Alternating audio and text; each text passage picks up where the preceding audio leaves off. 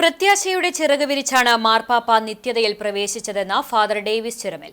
താഴ്മയുടെ, നിഷ്കളങ്കതയുടെ, വിനയത്തിന്റെ, എളിമയുടെ പ്രവാചകനായിരുന്നു ആ മഹാ ഇടയനെന്നും അദ്ദേഹം പറഞ്ഞു.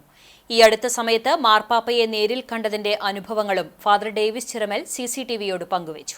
ഈ ലോകത്തിലെ സർവ്വ മനുഷ്യരെയും തൻ്റെ ഹൃദയത്തോട് ചേർത്ത് വെച്ച് ക്രിസ്തുവിനെ നേടിയെടുക്കാൻ പരിശ്രമിച്ച മാനവികതയുടെയും സാഹോദര്യത്തിൻ്റെയും സ്നേഹത്തിൻ്റെയും ദൈവകരുണയുടെയും ഒരു പ്രവാചകനായിരുന്നു ഫ്രാൻസിസ് മാർപ്പാപ്പ. മാസങ്ങൾക്ക് മുൻപ് റോമിൽ വെച്ച് മാർപ്പാപ്പയെ കണ്ടുമുട്ടിയ ആ അനുഭവം നമുക്ക് നമ്മുടെ മനസ്സിൽ നിന്ന് ഒരിക്കലും പോകില്ല. കാരണം അത്രയും നിഷ്കളങ്കതയുടെ, അത്രയും താഴ്മയുടെ, വിനയത്തിൻ്റെ, എളിമയുടെ ഒരു പ്രവാചകൻ. ലോകത്തിലെ സർവ്വ നേതാക്കന്മാരെക്കാൾ ഇത്രമാത്രം വിനയത്തിൻ്റെയും മാനവികതയുടെയും ആഴമുള്ള ദൈവസ്നേഹത്തിൻ്റെയും ഒരു ആൾരൂപം.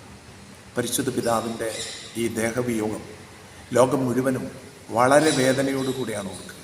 പക്ഷേ മാർപ്പാപ്പ പ്രത്യാശയുടെ ചിറകും വെച്ചാണ് സ്വർഗത്തിലേക്ക് പോയിട്ടുള്ളത്. മാർപ്പാപ്പ പറഞ്ഞിരുന്നു, ഞാൻ എൻ്റെ വീട്ടിലേക്കുള്ള മടക്കയാത്രയിലാണ്. അത്രമാത്രം ജീവിതത്തിൻ്റെ സ്വർഗീയത കണ്ടെത്തിയ ഒരു മഹാവിശുദ്ധനാണ് ഫ്രാൻസിസ് മാർപ്പാപ്പ.